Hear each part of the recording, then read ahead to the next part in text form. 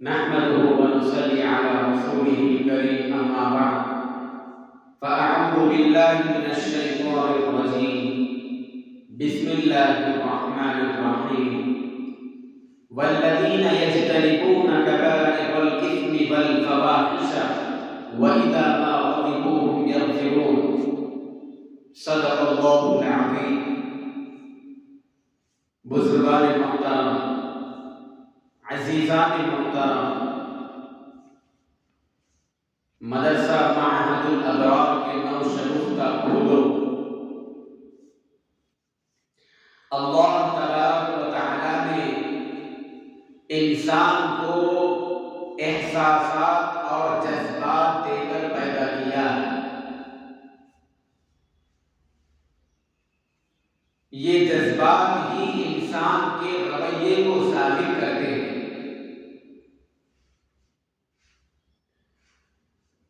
انسان کو جب خوشی کی باتیں پیش آتی ہیں تو وہ اس پر خوش ہوتا ہے، اس کی طبیعت کے مخالف باتیں پیش آتی ہیں تو وہ ناخوش ہوتا ہے، اس پر غضبناک اور غصہ ہو جاتا ہے۔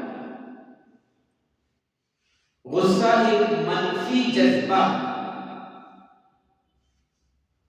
اس جذبے پر، اس غصے پر جتنی جلدی ہو سکے روک اور پابندی اور اس کا علاج نہ کیا جائے تو انسان کو بہت خسارے کا سامنا کرنا پڑ سکتا ہے۔ اس کے غضب کی وجہ سے دوسروں کو بھی نقصان ہوتا ہے اور خود اس کی ذات کو بھی نقصان ہو جاتا ہے۔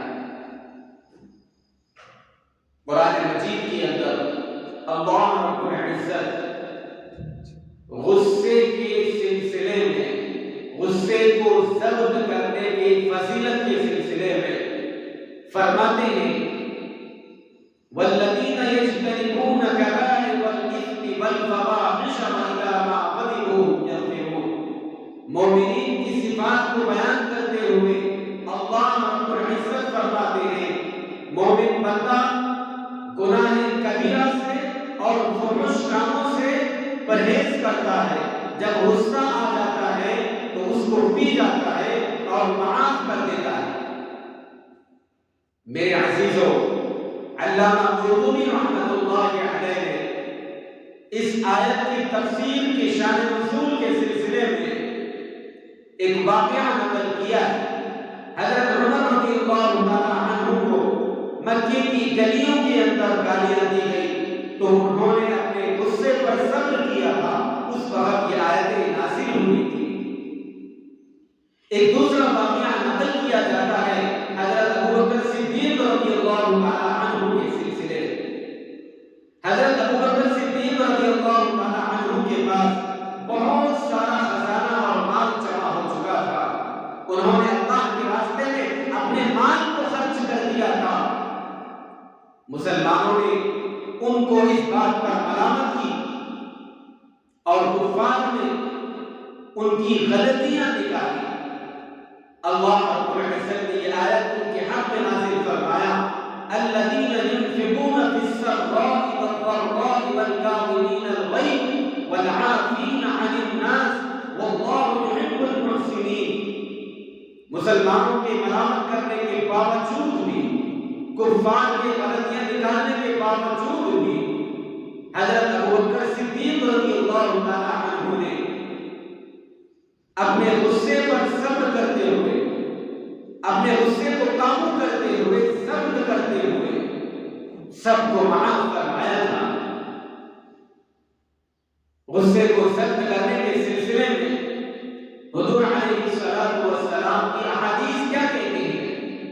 حضرت ابو مسعود انصاری رضی اللہ تعالی عنہ بیان کرتے ہیں میں اپنے غلام کی پٹائی کر رہا تھا، میں پیچھے سے ایک آواز سنا ابو مسعود تمہیں معلوم ہونا چاہیے جس طرح تم اپنے غلام پر قدرت رکھتے ہو، آسمان والا تم پر اس سے زیادہ قدرت رکھتا ہے۔ میں نے پیچھے مڑ کر دیکھا تو محمد عربی صلی اللہ علیہ وسلم تھے۔ میں نے آقا محمد عربی صلی اللہ علیہ وسلم سے کہا یا رسول اللہ میرا یہ غلام آزاد ہے۔ حضور نے فرمایا اگر تم اس غلام کو آزاد نہ کرتے تو تم جہنم میں چلتے۔ کتنی بڑی بات ہے۔ حضور کی بات کو سن کر فوری طور پر حضرت ابو مسعود انصاری رضی اللہ تعالیٰ عنہ نے اپنے غصے کو قابو کر لیا۔